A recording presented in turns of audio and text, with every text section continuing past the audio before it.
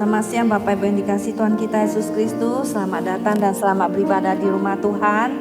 Marilah kita beribadah pada Tuhan dengan persiapkan hati kita di hadapan Tuhan.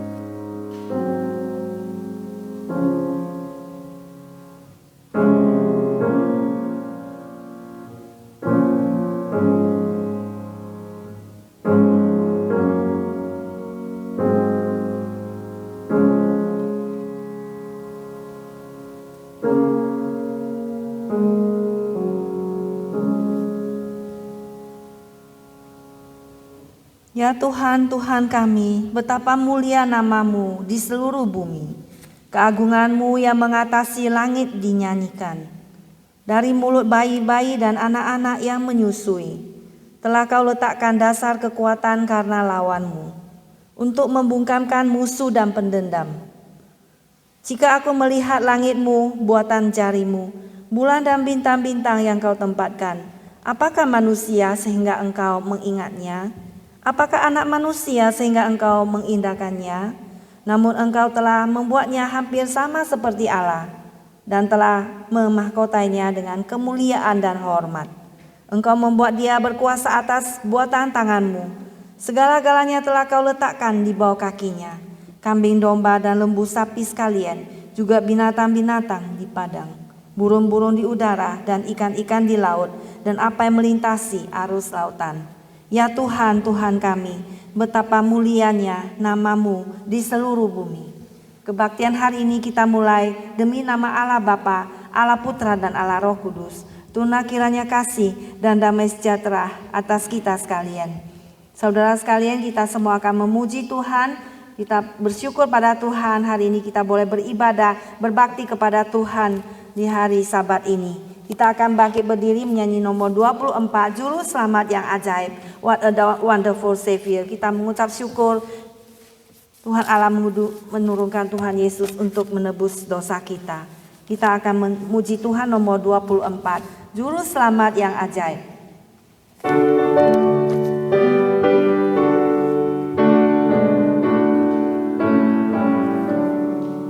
Kristus sudah bebaskanku, Juru Selamat yang ajaib. Hutang dosa ditebusnya, Juru Selamat yang ajaib.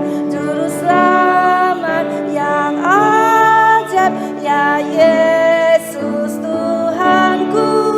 Juru Selamat yang ajaib, Yesus Tuhanku. Kedua, yang mengorbankan darahnya, Juru Selamat yang ajaib.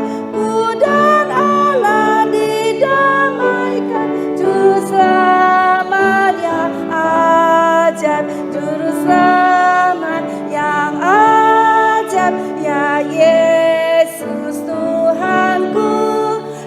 selamat yang ajaib, Yesus Tuhanku. Ku diberi kuasa menangnya Juru Selamat yang ajaib, peperangan dimenangkan Juru Selamat yang ajaib, Juru Selamat yang ajaib, ya Yesus Tuhanku. Juru Selamat yang ajaib, Yesus Tuhanku. Kita berdoa. Terpuji nama Engkau ya Tuhan, Tuhan Allah Bapa yang di surga, yang telah menurunkan anak-Mu yang tunggal, Tuhan Yesus, yang telah mati di kayu salib demi menembus dosa-dosa kami. Terima kasih ya Tuhan untuk semua peperangan yang sudah Engkau menangkan bagi kami. Terpuji nama-Mu ya Tuhan, dari kekal sampai kekal kami memuji dan memuliakan nama-Mu Tuhan. Kami mengucap syukur Tuhan untuk segalanya Tuhan. Kami memuji dan memuliakan nama-Mu. Kami mengucap syukur Tuhan senantiasa dalam hidup kami. Karena Engkau Tuhan senantiasa menolong kami. Terpuji nama-Mu ya Tuhan. Dalam nama Tuhan Yesus kami berdoa. Amin.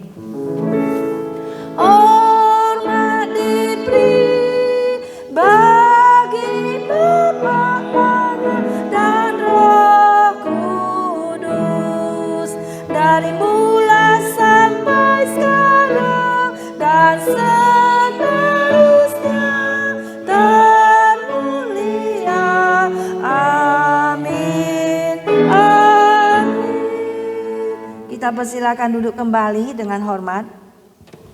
Saudara sekalian, tibalah saatnya kita akan masuki pembacaan bersahur-satan daripada firman Tuhan yang terambil di buku nyanyian kita nomor 20. Bacaan hari ini, dibenarkan karena iman.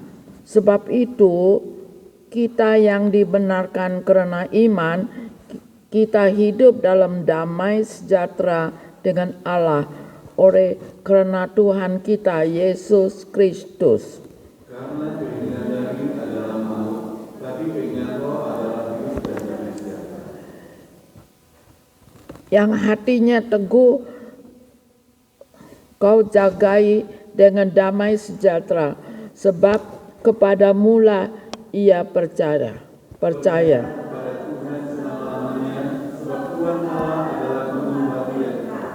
Janganlah hendaknya kamu khawatir tentang apapun juga, tetapi nyatakanlah dalam segala hal keinginanmu kepada Allah dalam doa dan permohonan dengan ucapan syukur. Damai sejahtera Allah yang melampaui segala akal akan memelihara hati dan pikiranmu dalam Kristus Yesus. Maka Allah damai sejahtera yang oleh darah perjanjian yang kekal telah membawa kembali dari antara orang mati Gembala Agung sebagai domba, yaitu Yesus Tuhan kita. Kiranya memberkati kamu dengan segala yang baik untuk berkat kehendaknya dan melegakan jiwa kita akan berkenan oleh Kristus. Demikianlah bacaan hari ini. Selanjutnya mari kitalah kembali memuji Tuhan. Ingatlah akan nama Yesus ketika kamu menanggung beban berat, ketika kita menghadapi masalah dan pencobaan, ingat akan nama Yesus. Ingat akan nama Yesus, nomor 217.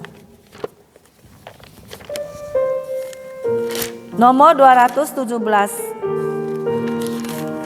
Ingat akan nama Yesus. Take the name of Jesus with you. Nomor 217.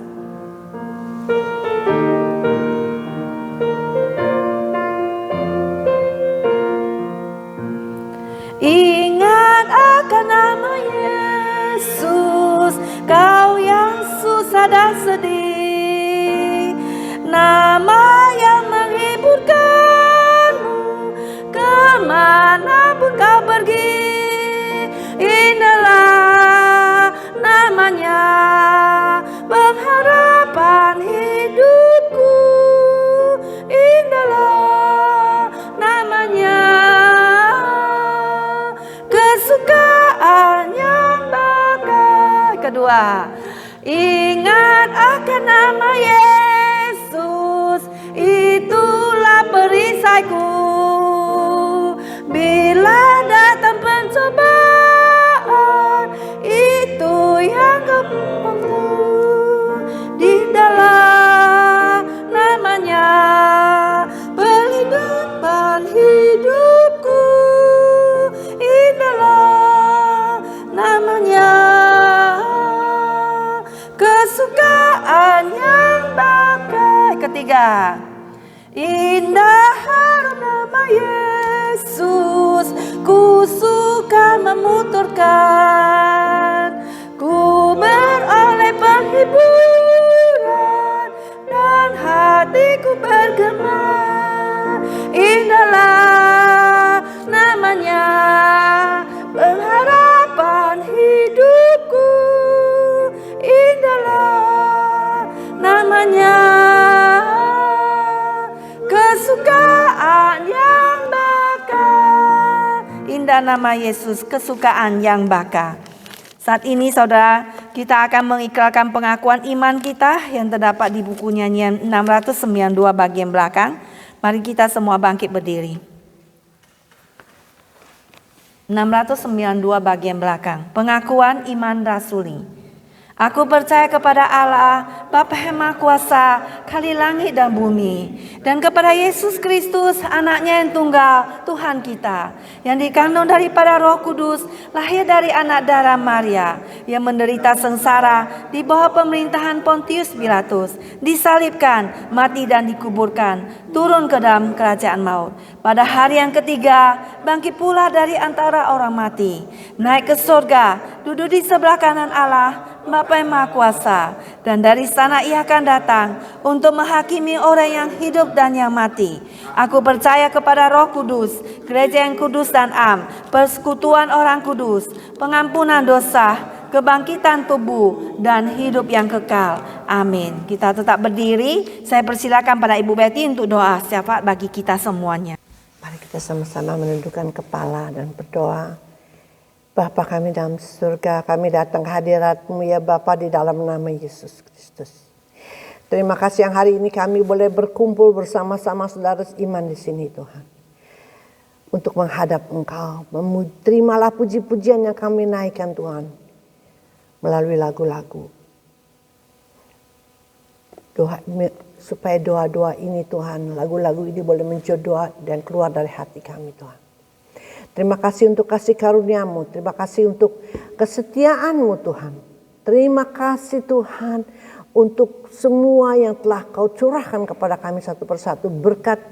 Berkat-berkat yang kelimpahan, kesehatan, dan juga perlindungan dan journey mercy kemana kami pergi, di mana kami berada, Engkau selalu beserta dengan kami. Bapa, terima kasih kami tinggikan namamu ya Bapa.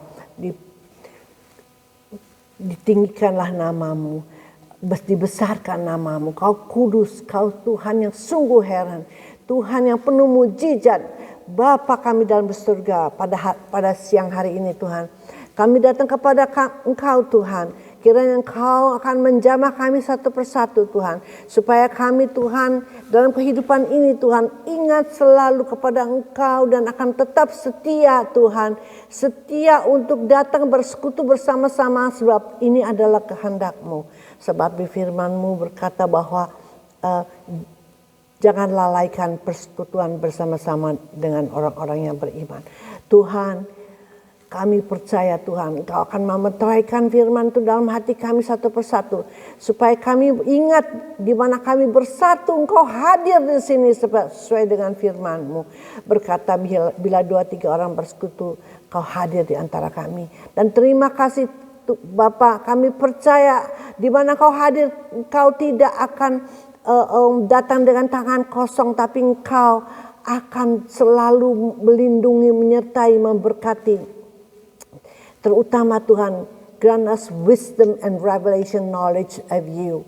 Guide us in what we think and say and what we do. Help us to do the right thing and do things right according to Your word and Your divine plan. Help us, Lord, so that we might be able to lead a life that is pleasing to you and glorifying your name. Oh, create hunger in our heart to seek your word and your righteousness and to live by it, Lord. Abba, Father, we have no other way to live by. You've got to help us, Lord. May the Holy Spirit be strong in each and one of us to lead us and guide us, that make us possible to walk in your righteousness, into your holiness. For you have said your word, Lord. For be ye holy, for I am holy. And Lord, we want that kind of life, Lord. Because kalau kita hidup hanya mencari dunia saja, Tuhan, ini hidup yang sia-sia ya Bapak. Itulah sebabnya Tuhan, tolonglah kiranya Roh Kudus-Mu menolong, membimbing kami supaya kami boleh berjalan di dalam kebenaran, menuju kekudusan Tuhan. Untuk Kau Tuhan, untuk kemuliaan-Mu Tuhan, ampunin kami yang telah banyak kali kami mengecewakan Kau, mempermalukan Kau dalam kehidupan ini. Ampuni kami Tuhan, sebab Kau berkata bila kami datang meminta ampun Kau dengan setia dan adil mengampuni kami. Terima kasih ya Bapa, terima kasih ya Yesus. Pada siang hari ini saya juga mau berdoa untuk keluarga kami di mana saja mereka berada Tuhan. Semua yang ada di sini Tuhan tentunya mempunyai keluarga, mempunyai anak, cucu, mantu, dan keluarga-keluarga adik, kakak, dan keluarga. Tuhan, kiranya Engkau saja yang beracara kepada mereka Tuhan. Supaya Engkau bawa mereka semua kembali ke jalan-Mu ya Tuhan. Kembalikan kami semua ke jalan-Mu, supaya ada kebangkitan rohani, dan juga Tuhan, kiranya Engkau saja Tuhan yang akan membimbing kehidupan mereka, supaya Engkau dinyatakan melalui berkat kasih karunia-Mu, melalui mujizat dan tanda-tanda Tuhan. Sebab Tuhan, apapun yang terjadi adalah untuk kemuliaan-Mu yang kami minta ini Tuhan. Tuhan, kami manusia yang lemah, tapi kami tahu Engkau Tuhan yang penuh kuasa dan mujizat. Kiranya Engkau juga membukakan pintu gereja ini Tuhan, supaya Engkau membawa jiwa-jiwa Tuhan untuk dipersatukan sebagai tubuh Kristus di tempat ini. Untuk dilayani oleh Pak Saud dan juga Ibu Susan Tuhan. Tuhan, Kau telah menabiskan mereka Tuhan. Itulah sebabnya Tuhan, hanya Engkau yang dapat mengirimkan jiwa-jiwa yang mau setia kepada Engkau. Untuk datang bersekutu bersama-sama, memuji, memuliakan Engkau di tempat ini dan mendengar firman-Mu. Supaya kami boleh menjalankannya dalam kehidupan sehari-hari. Bapak, saya berdoa Tuhan. Dan minggu depan kami akan melihat Tuhan, Engkau akan mulai membawa orang-orang ke sini Tuhan. Sebab kami percaya, Kau akan mempercayakan mereka ke tangan Pendeta Saud dan Susan Tuhan, supaya bersama-sama kami sebagai tubuh Kristus dapat memuji memuliakan di tempat ini. Dan juga Tuhan, kami berdoa Tuhan agar juga Engkau memberkati semua yang ada di sini, dan juga semua yang akan datang, dan semua yang melayani juga. Terima kasih Tuhan, terima kasih terutama Tuhan saudara kami terkasih yang bermain piano begitu rajin tiap minggu Tuhan. Kiranya tangan kuasa-Mu ada di atas dia Tuhan, supaya dia diberkati Tuhan. Cukupi kebutuhannya. Grant the desire of our heart, on which only You know, Lord. And we thank You by faith in the name of Jesus. We believe we receive the answer. For Your glory, for Your great name's sake, the answer will be. Thank You, Abba Father. Terima kasih untuk hari ini. Urapi Pak Saud yang akan membawa firman-Mu Tuhan. Terima kasih ya Bapak. Terima kasih. Bukakan mata rohani kami supaya kami boleh menerimanya, boleh mengertinya. Dengan kuat kuasa Roh Kudus kami boleh menerapkannya dalam kehidupan kami. Terima kasih ya Bapak. Terima kasih ya Yesus. Mari kita sama-sama berdoa Bapak kami. Bapa kami dalam surga, dimuliakanlah nama-Mu. Datanglah kerajaan-Mu, jadilah kehendak-Mu di bumi seperti di surga. Berilah kami hari ini makanan kami yang secukupnya. Dan ampunilah kami saat kami ampuni orang yang bersalah kepada kami. Dan jangan bawa kami dalam percobaan, melainkan lepaskan kami dari jahat. Karena Engkau yang punya kerajaan, dan kuasa dan kemuliaan sekarang dan sampai selama-lamanya. Amin. Terima kasih pada Ibu Betty yang telah berdoa bagi kita semuanya. Dan pada saat ini kita akan menyanyikan sebuah lagu nomor 389, Batu Karang yang Kokoh, The Solid Rock, 389. Batu karang yang kukuh itu adalah Tuhan Yesus, tempat kita berdiri. Mari kita semua menyanyikan lagu 389 untuk mengantar kita kepada firman Tuhan hari ini.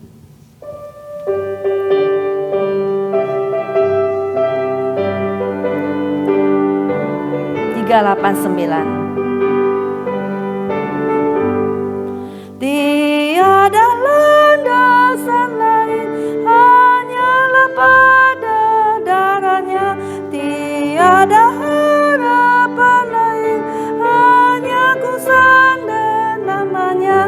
Pada Kristus batu karang ku berdiri, gak teguh landasan lain hancur lulu. Awan menutup wajahmu, namun anugerahmu tetap. Meskipun topan menderu, tak akan geram jiwaku. Pada Kristus batu karang ku berdiri, tegak teguh landasan lain hancur lulu. Ketiga, bila nafiri berbunyi, aku menghadap padamu, mengenakan jubah putih, ya jubah di besaranmu. Pada Kristus batu karang berdiri, tegak teguh landasan lain hancur lulu. Kita ulangi ayat ketiga. Bila nafiri berbunyi, aku menghadap padamu, mengenakan jubah putih, ya jubah kebenaranmu. Pada Kristus batu karang ku berdiri, tegak teguh landasan lain hancur lulu. Di atas batu karang yang kukuh ialah Tuhan kita Yesus Kristus. Tidak ada lagi yang lain. Mari kita sama-sama mendengar firman Tuhan.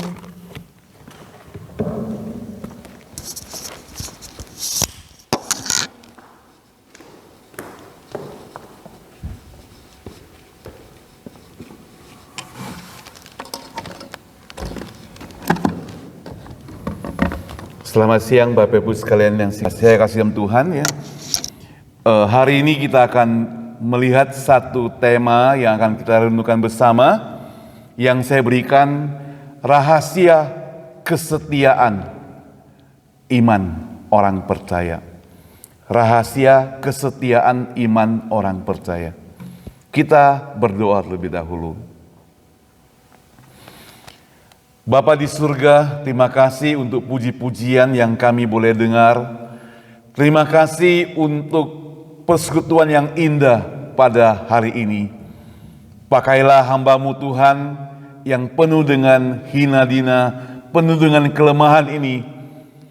Berikan hikmat yang daripada Tuhan, supaya firman Tuhan yang disampaikan boleh jadi berkat buat kami semua. Tuhan, kami pertaruhkan firman Tuhan yang hendak disampaikan ke dalam tangan-Mu. Di dalam nama Tuhan Yesus kami berdoa, amin. Mari kita buka Alkitab di Perjanjian Baru, Kisah Para Rasul, pasal yang keempat, ayat 12. Kisah Para Rasul, pasal yang keempat, ayat 12. Kisah Rasul 4:12. Mari kita kuat-kuat membacanya. 1, 2, ya. Dan keselamatan tidak ada di dalam siapapun juga selain di dalam Dia. Sebab di bawah kolong langit ini tidak ada nama lain yang diberikan kepada manusia yang olehnya kita dapat diselamatkan. Kita beri tanda bagian ini. Lalu kita lihat lagi Ibrani 11 ayat 8. Ibrani 11 ayat 8. Ibrani 11 ayat 8. Kalau sudah temukan, mari kita sama-sama membacanya.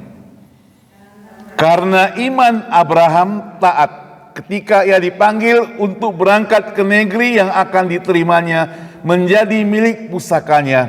Lalu ia berangkat dengan tidak mengetahui tempat yang ia tujui. Nanti kita akan baca beberapa ayat lagi. Bicara tentang iman. Iman yaitu percaya kepada apa yang tidak kita lihat. Itu iman. Kalau percaya kepada apa yang kita lihat itu biasa.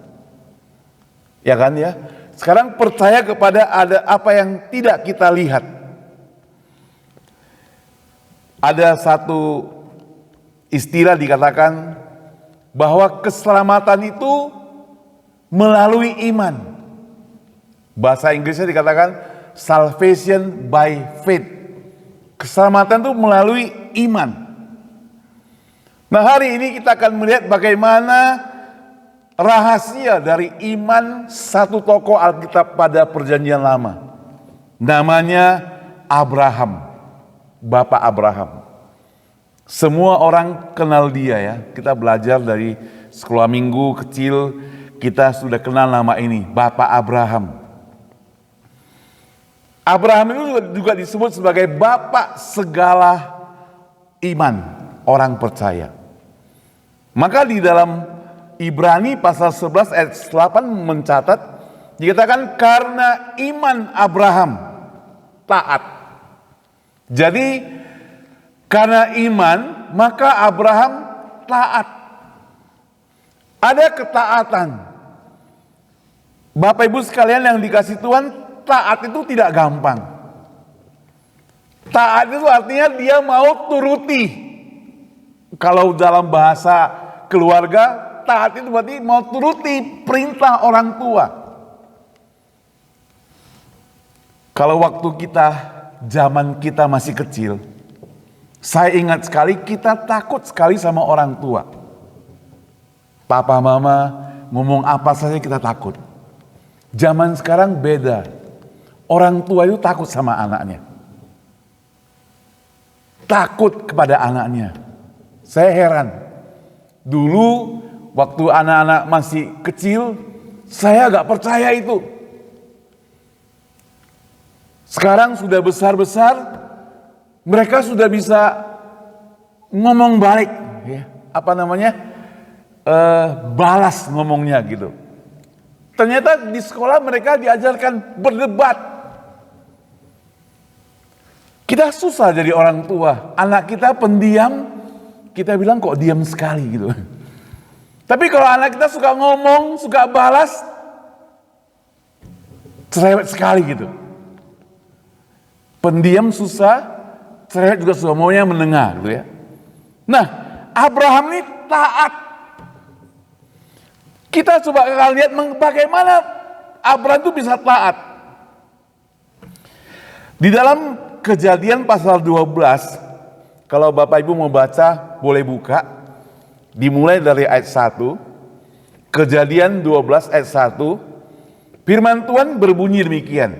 Berfirmanlah Tuhan kepada Abram, pergilah dari negerimu dan sanak saudaramu dan dari rumah bapamu ke negeri yang akan kutunjukkan kepadamu. Jadi ada firman Tuhan yang didengarkan oleh Abraham. Pergi ke negeri yang akan kutunjukkan kepadamu. Tidak gampang untuk pergi ya. Apalagi orang sudah stabil. Waktu kami sekeluarga memutuskan untuk pindah ke Amerika melayani, dari Surabaya waktu itu. En masih baru lahir ya. Kira-kira umur 6 bulan ya waktu itu. Setelah proses umur setahun baru kita pindah. Itu penuh dengan pergumulan. Kenapa? Karena kita ke kota. Bukan dari Surabaya ke Medan, bukan. Bukan dari Medan ke Jakarta, bukan. Tapi dari Indonesia, dari Surabaya, pindah sampai ke Amerika. Mungkin ibu-ibu, bapak-bapak pernah mengalami demikian juga. Ini bawa semuanya datang gitu. Itu berarti akan tinggalkan semuanya untuk pergi tempat yang jauh. Itu pun kita sudah tahu nama kotanya San Francisco. Sekarang Abraham dibilang begini, berfirmanlah Tuhan kepada Abraham, pergilah dari negerimu dan dari sanak saudaramu dan dari rumah bapamu ini ke negeri yang akan kutunjukkan kepadamu. Tempatnya belum tahu. Belum tahu mau kemana dia. Tapi hanya tempat yang kutunjukkan kepadamu. Repot gak? Repot lah. Sedang kita tahu tempatnya aja sudah repot. Tapi Abraham itu seperti anak kita, seperti anak-anak zaman dulu. Dia taat. Dia tidak melawan Tuhan Allah yang mengutus dia. Dia taat. Karena apa? Ada janji daripada Allah. Coba perhatikan ayat kedua dikatakan, aku akan membuat engkau menjadi bangsa yang besar dan memberkati engkau serta membuat namamu masyhur dan engkau akan menjadi berkat. Ada janji daripada Tuhan Allah kepada dia yang mengutus, yaitu yang diutus Abraham itu membuat menjadi bangsa yang besar, memberkati, namanya jadi terkenal, dan engkau akan menjadi berkat. Lanjutkan lagi ayat ketiga, aku akan memberkati orang-orang yang memberkati engkau dan mengutuk orang-orang yang mengutuk engkau, dan olehmu semua kaum di muka bumi akan mendapat berkat. Jadi disinilah Abraham taat. Dia taat pergi ke tempat yang dia tidak tahu di mana itu. Dia hanya pegang janji Tuhan, yaitu dikatakan Tuhan akan memberkati dia. Maka singkat cerita, di dalam Kejadian ayat 12:4 dikatakan, lalu pergilah Abram seperti yang difirmankan Tuhan kepadanya, dan ada ponakannya yang bernama Lot ikut bersama-sama dengan dia. Dan dicatat di sini Abram berumur 75 tahun ketika ia berangkat dari Haran. 75 tahun.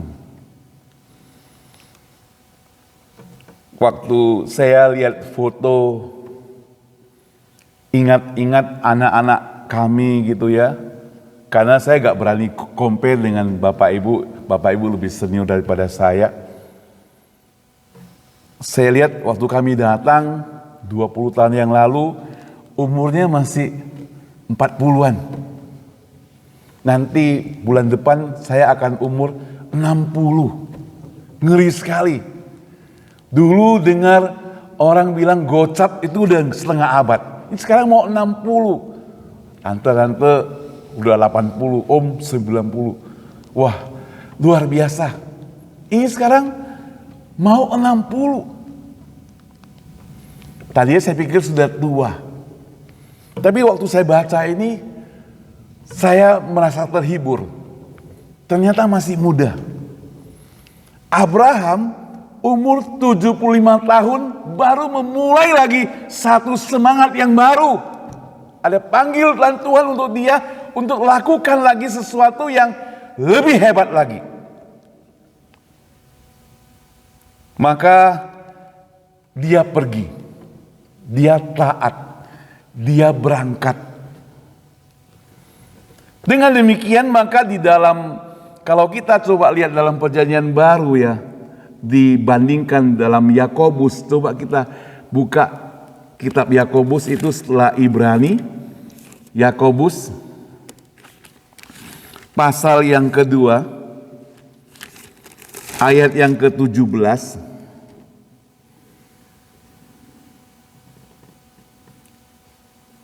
Saya bacakan untuk kita. Pasal 2 ayat 17. Demikian juga halnya dengan iman, jika iman itu tidak disertai perbuatan, maka iman itu pada hakikatnya adalah mati. Jadi Abraham dia mengatakan taat, tapi dia lakukan sesuatu. Dia bukan hanya taat, tapi dia taat dan bertindak. Jadi imannya itu disertai dengan perbuatan. Dia bilang iya, tapi lakukan. Seringkali saya perhatikan waktu anak kami katakan, "Nak, tolong ya." Misalnya mau matikan lampu, matikan lampunya. Dia bilang iya, tapi gak lakukan. Tangannya masih ada di game misalnya. "Tolong matikan lampu." Iya, saya sudah dengar. Tapi masih belum matikan, masih di game. "Tolong ya, matikan lampu." Iya, saya sudah dengar. Bahkan saya sudah menghafal luar kepala apa yang papa mama bilang, matikan lampu. Tapi gak melaksanakan. Jadi iman, ya, ketaatan tanpa perbuatan atau iman tanpa perbuatan itu dikatakan mati, sia-sia. Jadi hari ini saudara, kita mesti katakan aku ini beriman kepada Tuhan. Aku ini percaya kepada Tuhan. Saya yakin Bapak Ibu percaya pada Tuhan. Kalau tidak akan datang beribadah bersama. Kenapa? Karena kita percaya Tuhan itu juru selamat kita. Dia telah memberikan segala-galanya untuk kita. Dia telah mengorbankan hidupnya untuk kita. Dia mengasihi kita. Dia tidak pernah tinggalkan kita. Maka kita beriman kepada Dia. Kita percaya kepada Dia. Nyawanya saja Dia mau korbankan untuk kita. Masakan kita agak percaya pada Dia? Nyawa kita Dia korbankan untuk kita. Saudara, seringkali kalau kita perhatikan ada orang kasih contoh, seorang pendeta kasih contoh demikian. Kita kan seorang ibu, nyonya besar, dia itu lebih takut serahkan handbagnya kepada pembantunya daripada serahkan anaknya. Dia kalau mau masuk ke kamar mandi, ke WC, di mall apa di mana, dia bawa handbagnya, anak tinggalkan untuk pembantu. Mana lebih berharga kalau kita perhatikan? Coba Bapak Ibu jawab dulu. Mana lebih berharga? Handbagnya atau anaknya? Anaknya lebih berharga bukan? Tapi dia lebih takut serahkan handbagnya kepada pembantunya ketimbang anaknya. Gak apa-apa, kamu jaga anakku. Handbagnya dia bawa. Ya memang kita bisa pikirkan bermacam-macam. Tapi dari contoh ini kita bisa melihat seringkali Tuhan itu sudah korbankan, Dia sudah serahkan yang terbaik, handbagnya pun sudah serahkan buat kita. Dia gak takut, dia gak curiga, anaknya pun sudah serahkan buat kita, bukan hanya handbag, anaknya juga sekaligus, anaknya yang paling dikasihi. Jadi kalau gitu berarti ibu tadi, nyonya besar tadi, dia gak mengasihi anaknya kayaknya. Dia lebih mengasihi handbagnya daripada anaknya. Tapi firman Tuhan katakan, Allah telah mengorbankan anak yang satu-satunya untuk kita. Jadi masa kita masih ragu kepada Dia? Anaknya saja Dia berikan untuk kita. Apa yang bisa kita korbankan buat Tuhan? Saudara, mungkin kita banyak berkorban ya untuk Tuhan. Tapi apa yang sudah pernah kita korbankan untuk Tuhan?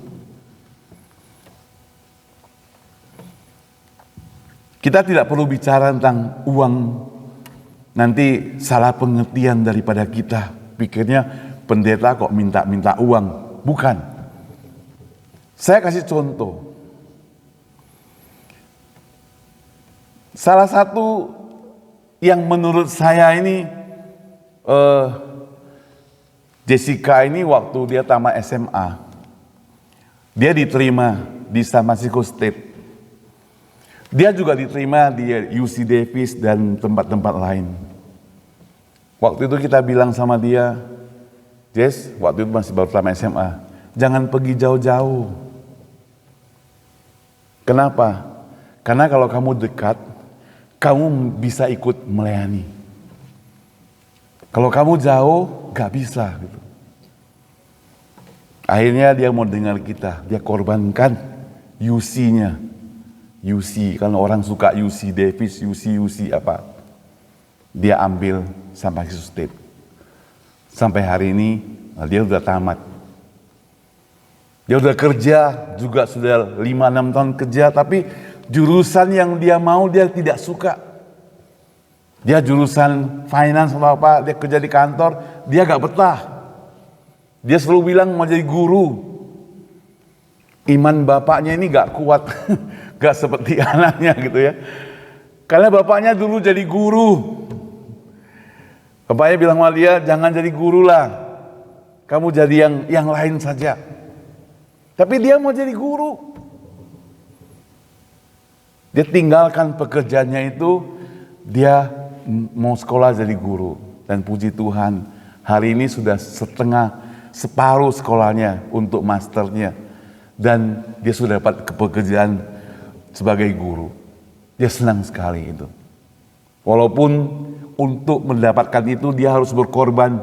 Nanti sebentar dia minta cepat-cepat pulang. Karena PR-nya belum selesai.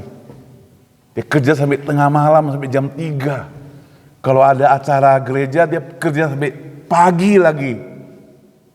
Untuk PR-nya. Dia bilang memang begitu untuk 2 tahun, dia masih perlu setahun.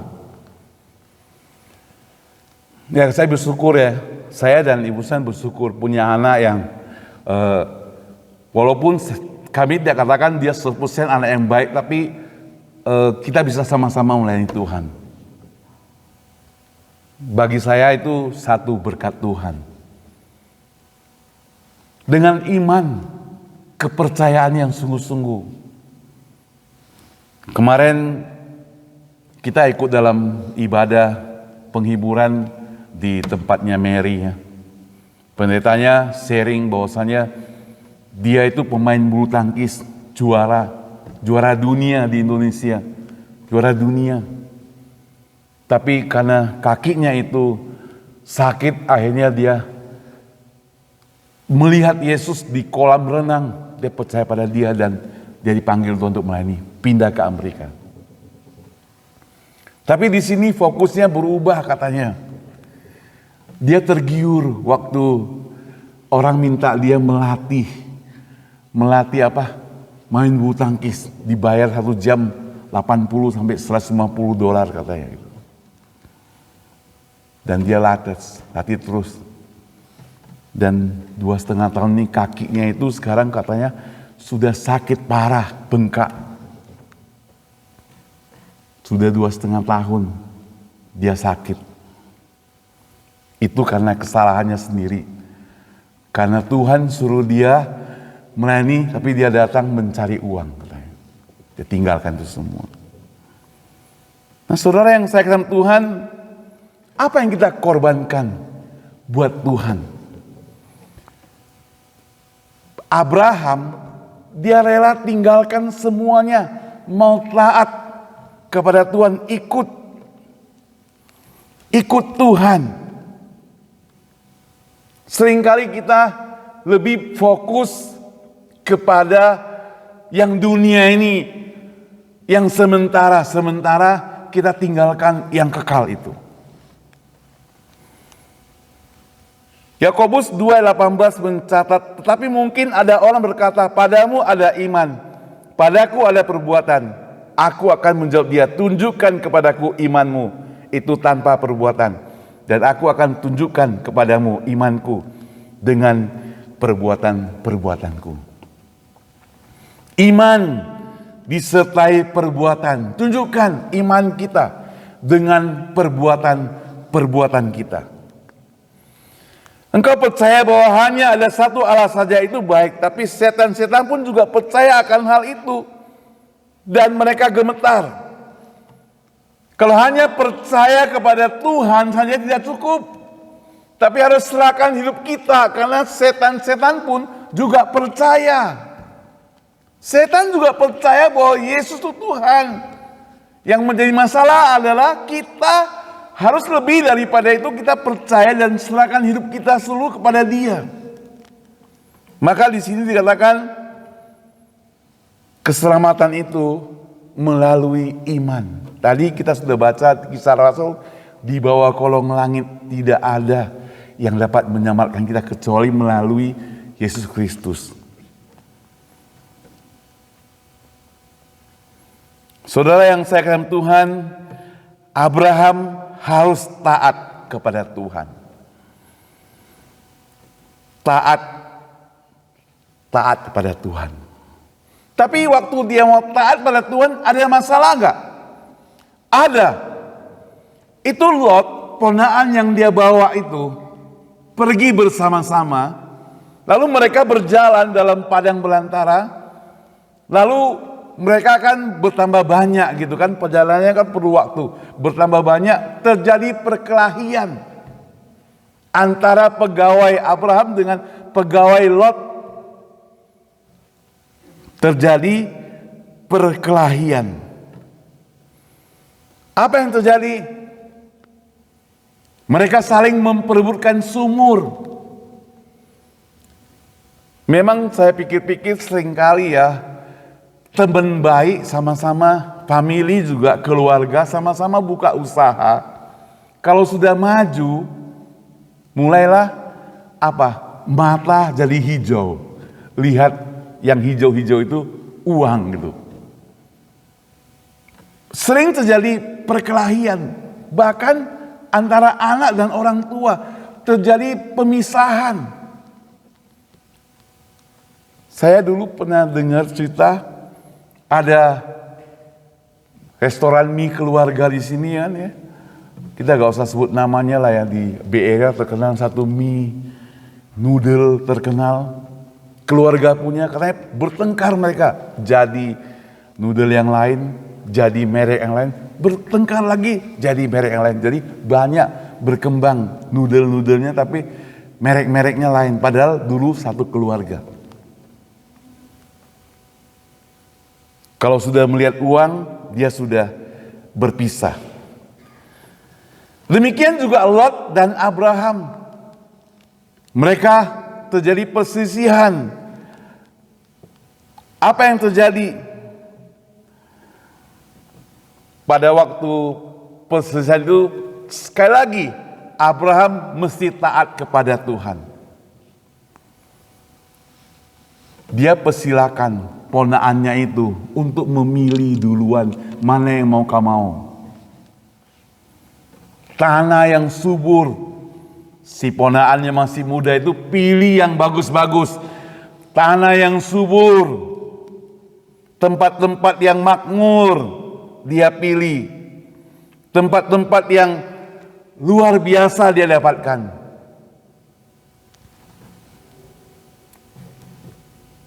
Dia pikir pastilah dia akan sukses ya. Kalau dalam Kejadian 13 ayat 7 saya bacakan aja. Karena itu terjadilah perkelahian antara para gembala Abraham dan gembala Lot. Waktu itu orang Kanaan dan orang Feris diam di negeri itu. Jadi waktu gembala-gembala Abraham dan Lot itu bertengkar, ada orang asing di negeri itu. Kan malu kan ya, ada orang lihat ini kok saudara bertengkar. Maka Abraham berkata kepada Lot begini, ini dalam Kejadian 13:8. Janganlah kiranya ada perkelahian di antara aku dan engkau, dan antara para gembalaku dan gembalamu, sebab kita ini kerabat, kita ini family. Bukankah seluruh negeri ini terbuka untuk engkau? Baiklah, pisahkan dirimu daripadaku. Jika engkau ke kiri, maka aku ke kanan. Jika engkau ke kanan, maka aku ke kiri. Ayat yang ke-10 mencatat, lalu Lot melayangkan pandangan, dilihat bahwa seluruh lembah Yordan banyak airnya, seperti taman Tuhan, seperti tanah Mesir, sampai ke Zoar. Hal itu menjadi sebelum Tuhan memusnahkan Sodom dan Gomora. Maka Lot pilih bagi seluruhnya lembah Yordan itu, lalu ia berangkat ke sebelah timur dan mereka berpisah.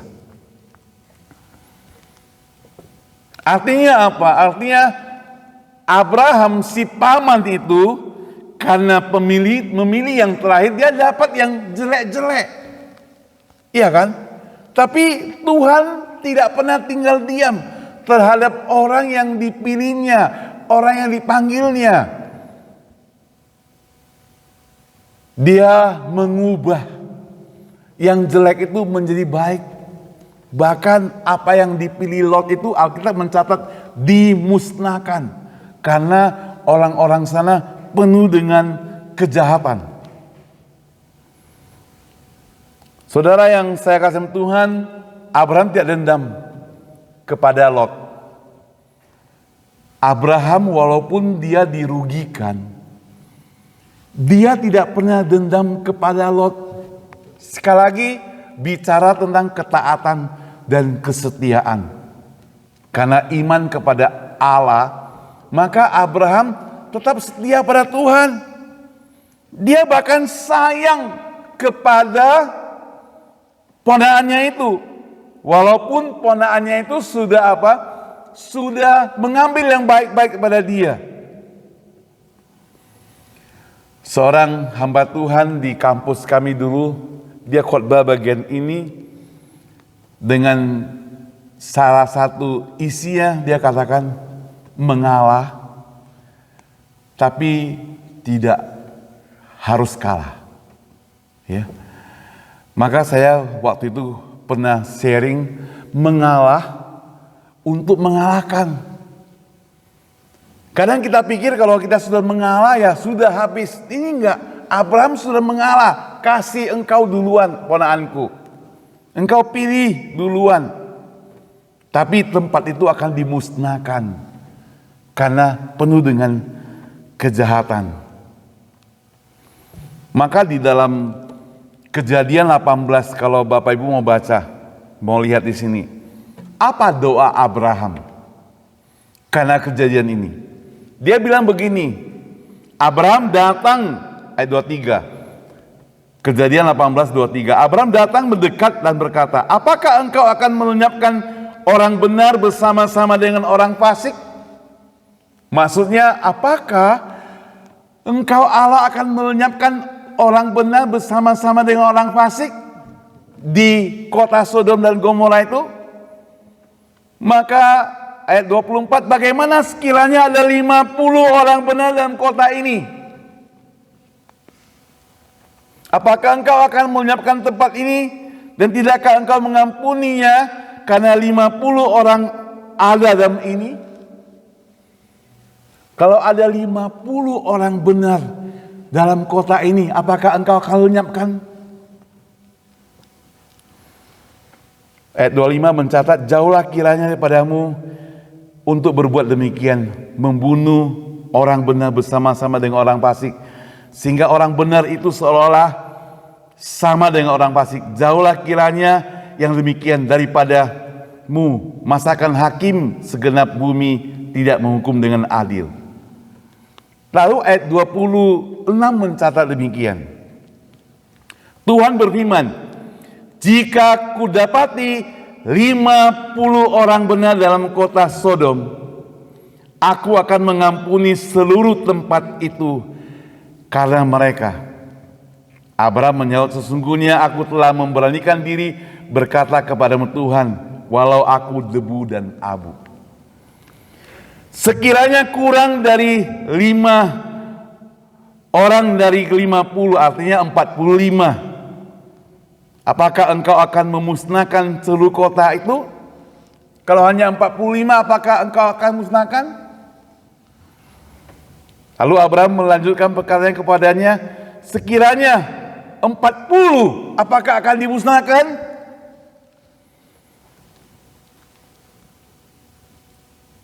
Ayat 30 mencatat, janganlah kiranya Tuhan murka kalau aku berkata sekali lagi, sekiranya 30. Sesungguhnya aku telah beranikan diri berkata, ayat 31, sekiranya 20. Janganlah kiranya Tuhan murka kalau aku berkata sekali lagi, sekiranya 10. Saudara yang saya kasih Tuhan, ternyata kota itu dimusnahkan karena tidak ada yang benar. Saudara yang saya kasih Tuhan, tawar-menawar dengan Tuhan. Tuhan begitu mengasihi kita. Keselamatan sudah diberikan buat kita sekalian.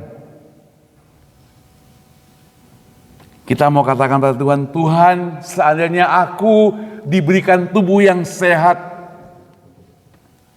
apa yang harus aku lakukan buat Engkau Tuhan? Seandainya aku sembuh, seandainya aku diberkati, seandainya aku hari ini tetap kuat, apa yang Kau berikan kepadaku? Masing-masing kita menjawab pada Tuhan, apa yang kita bisa berikan kepada Tuhan. Saudara, Abraham itu bukan enak sekali menjalani perintah Tuhan ya. Abraham harus melewati berbagai masalah persoalan dalam hidupnya. Dalam Kejadian 22 ayat 1.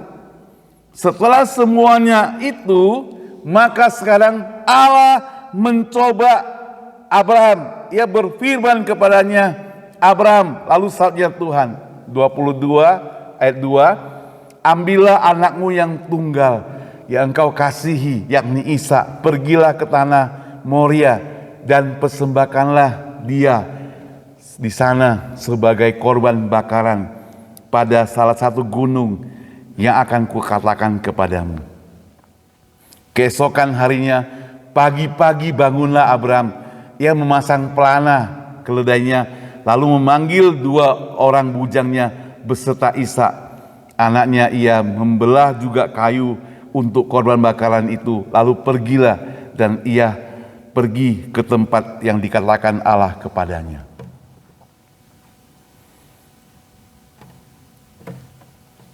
Abraham mendapatkan cobaan dari Tuhan lagi.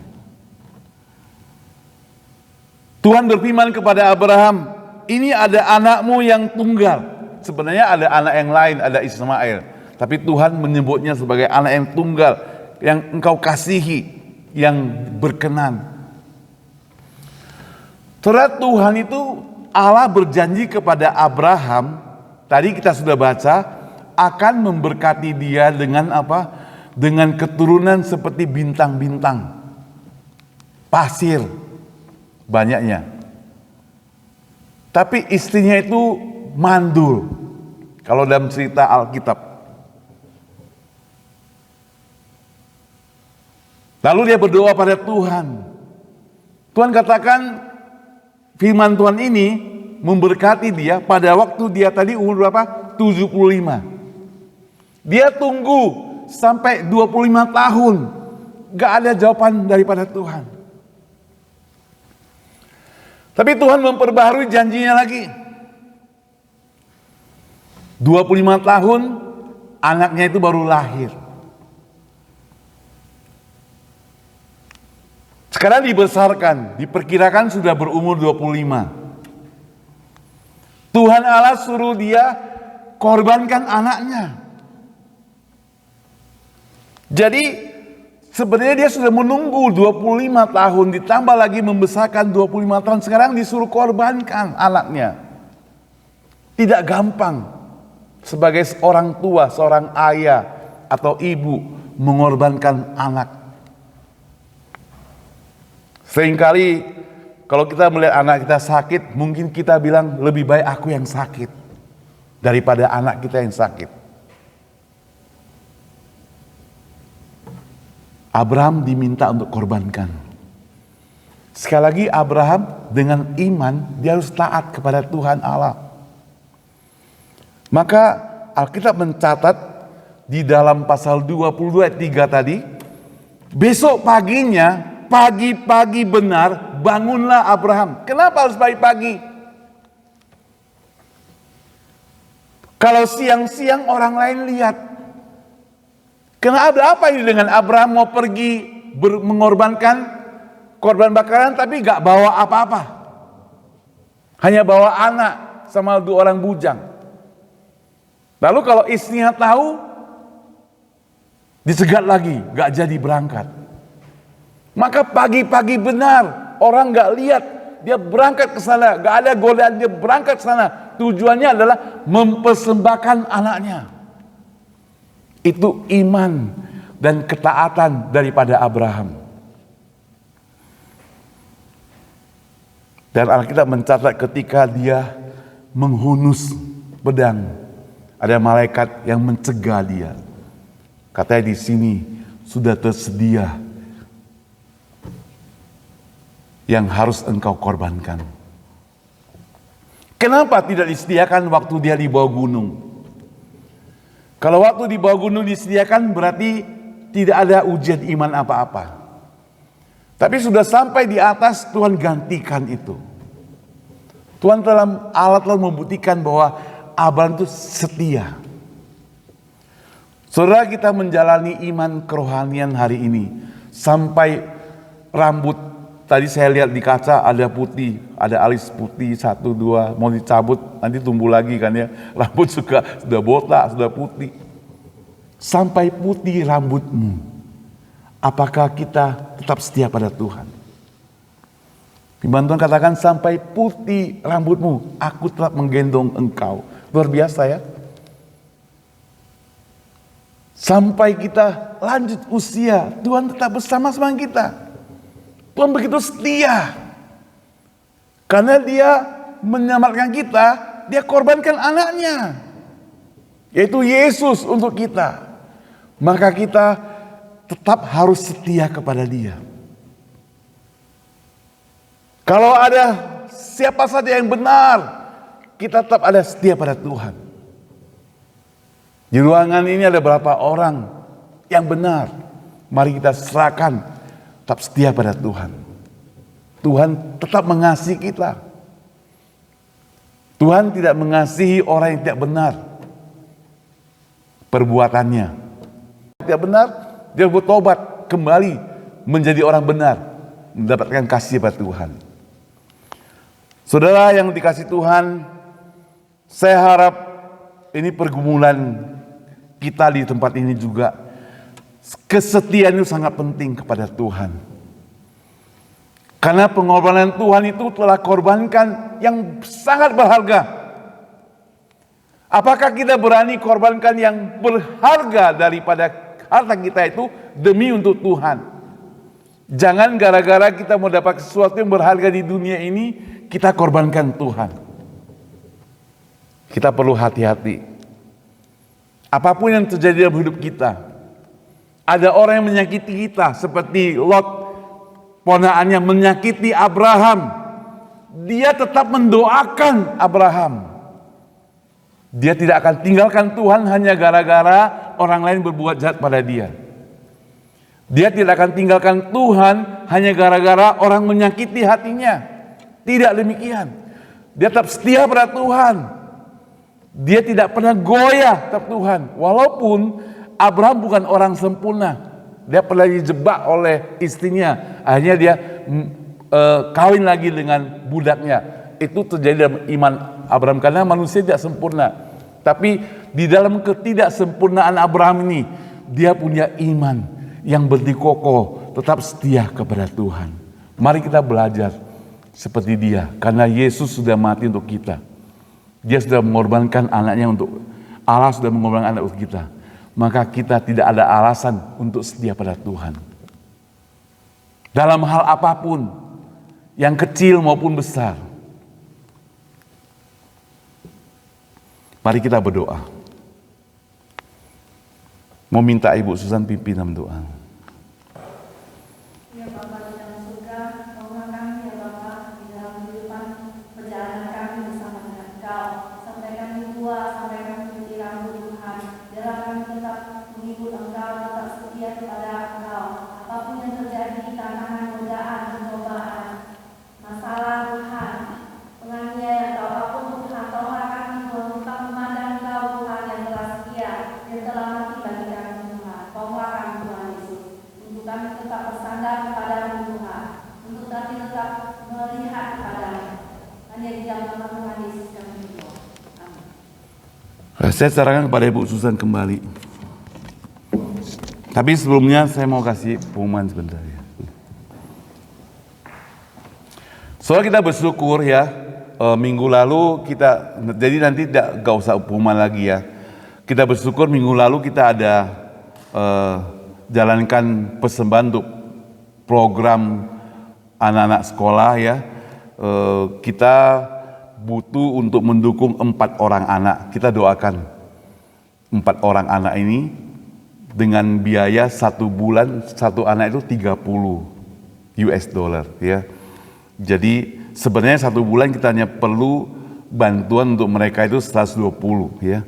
Untuk 4 orang anak itu. Saya pikir kalau Tuhan izinkan buat kita ya, kemarin kita diskusikan bersama, kita akan support 4 orang, tapi kita gak langsung berikan semuanya. Kita celengan sampai 7 bulan. Jadi mulai Juli, Agustus, September, Oktober, November, Desember, Januari, ya 7 bulan. Puji Tuhan, untuk hari ini sampai hari ini kita sudah terkumpul ya 275 ya. Jadi ada sisanya, kita masih doakan supaya Tuhan cukupkan. Saudara yang saya kasihi Tuhan, kita juga berdoa untuk ada 2 rencana program ya. Minggu terakhir ini kita seperti biasanya kalau minggu kelima kita mau bikin acara spesial. Kita mau ngajak teman-teman kita datang. Siapa aja kita ajak datang. Dengan hormat kita mau Ibu Betty yang sampaikan firman Tuhan gitu ya. Untuk kita jadi berkat ya. Sharing berkat namanya ya. Namanya juga blessing kita ya. Minggu lalu, 2 minggu lalu kita sudah ngobrol dengan dia. Artinya dia membagi berkat buat kita. Nanti kita yang MC, kita nyanyi, teman-teman mau kesaksian silakan, diskusi, siapa mau kesaksian silakan, 5 menit gitu boleh. Kita mau isi acara ini semuanya untuk kemuliaan nama Tuhan. Doakan minggu terakhir, minggu kelima ya. Kita juga mau merayakan ulang tahun gereja ya. Mungkin kita akan pilih sekitar Agustus, karena kita agak terikat sekali untuk tanggalnya. Yang penting kita ulang tahunnya ada ucapan syukur untuk berkat Tuhan buat kita sampai hari ini. Ya, puji syukur pada Tuhan untuk firman Tuhan yang telah kita dengar. Hendaklah kita tetap setia kepada Tuhan. Pada saat ini kita akan memberi persembahan. Mari kita persiapkan menyanyikan lagu 232. Persembahan akan dijalankan oleh Ibu Tineke ya pada ayat kedua nyanyian 232. Kekuatan serta penghiburan.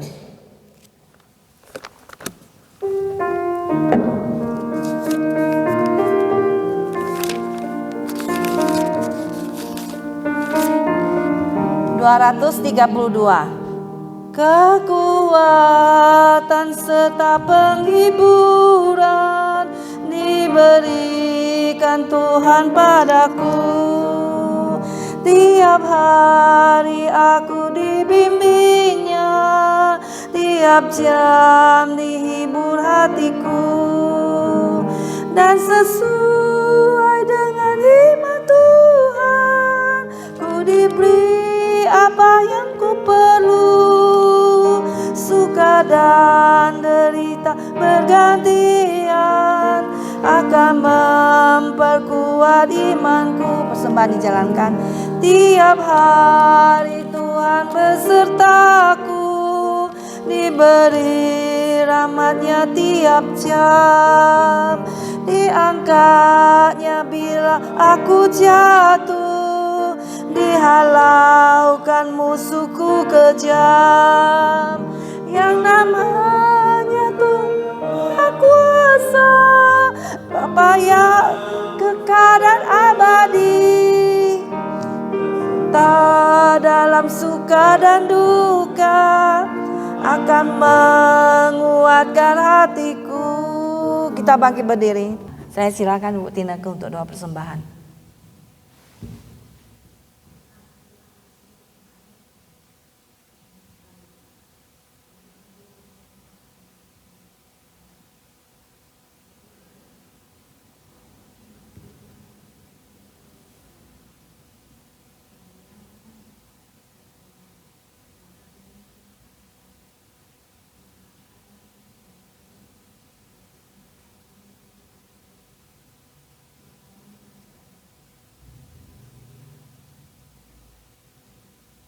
Oke, jadi kita mau bangkit kembali. Kita mau nyanyikan doksologi, kemudian doa berkatnya.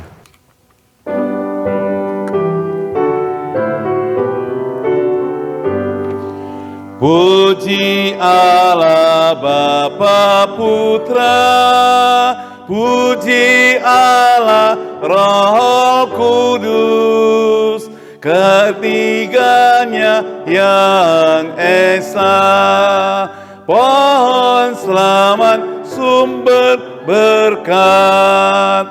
Amin. Bapak Ibu Saudara sekalian, terimalah berkat Tuhan, kasih daripada Allah Bapa, anugerah dan keselamatan daripada Yesus Kristus, pertolongan dan penghiburan dari Roh Kudus menyertai hidup kita semuanya, menyertai pekerjaan kita, menyertai keluarga kita, menyertai iman kerohanian kita, kesehatan kita hari ini, besok, dan sampai selama-lamanya. Amin. Amin. Amin. Amin. Amin. Dipersilakan duduk kembali saat teduh kebaktian selesai. Kita ketemu di kafetarium. Sampai jumpa minggu depan.